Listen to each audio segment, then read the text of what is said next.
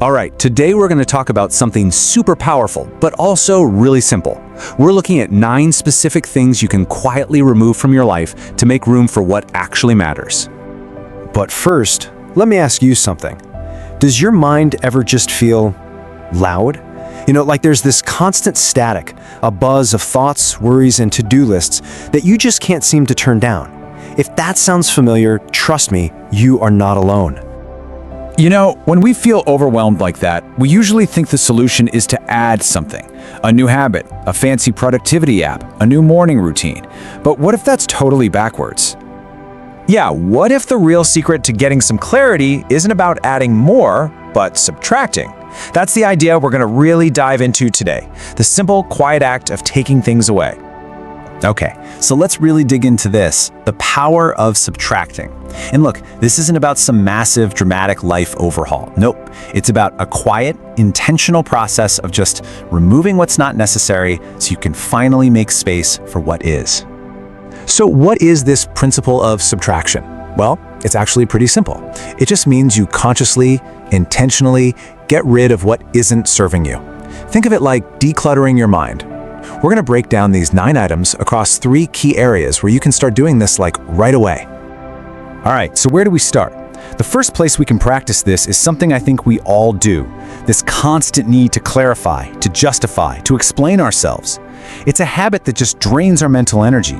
And honestly, most of the time it's completely unnecessary. So we can start by quietly dropping 3 specific habits. First, stop justifying every single no you give. Second, let go of that urge to over-explain all of your personal choices, as if you need a committee to approve them. And third, that nagging feeling that you absolutely have to get the last word in. And wow, this slide right here, it just nails it, doesn't it? The before is filled with all that anxiety and mental clutter that comes from feeling like you have to perform and explain yourself. But when you subtract that need, like you see in the after, you just find this calm, this clarity. It's a huge shift. This quote just gets right to the heart of it all. A quiet no is a complete sentence. Let that sink in for a second. It really doesn't need a follow-up. You don't owe anyone a dissertation to validate your decisions. Just stating your boundary is a quiet, powerful act of self-respect. Okay, moving on to our second big area for subtraction, and this one's huge. It's about letting go of the need for what we call external closure. This is all about freeing your mind from conversations and events that are already over and done with. And we can do that by subtracting 3 mental loops that just keep us trapped.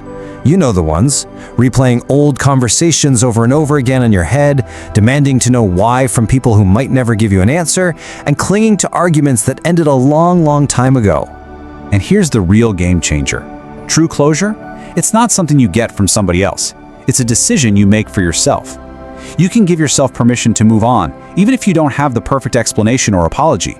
Your peace is in your hands, not theirs. All right, and for our third and final area, oh man, this is the big one for pretty much all of us these days, digital distraction. It is time to quietly but firmly take back control of our own attention. This means we got to tackle 3 major culprits. That knee-jerk reaction to check your phone every time it buzzes, that anxiety, that fear of missing out that keeps us glued to our screens, and of course, the big one, the zombie-like trance of just endless, mindless scrolling. You have the power to just stop. And just look at this number, 80 plus. That's insane, right? The average person gets over 80 notifications a day. Think about that. That's over 80 potential interruptions, 80 little invitations to lose your focus. Each one is a small tear in the fabric of your attention. It's no wonder our minds feel so loud. So the big question is, how do we pull all this together and actually find that quiet? Well, it starts by recognizing that you have the power to subtract. You don't need anyone's permission to remove what's weighing you down. So just to recap the 3 big keys to subtraction, which cover the 9 things we've talked about. First, stop the constant need to clarify. Second, let go of needing closure from other people. And third, take back control of your attention from all those digital distractions. And that really brings us to the most important point of all.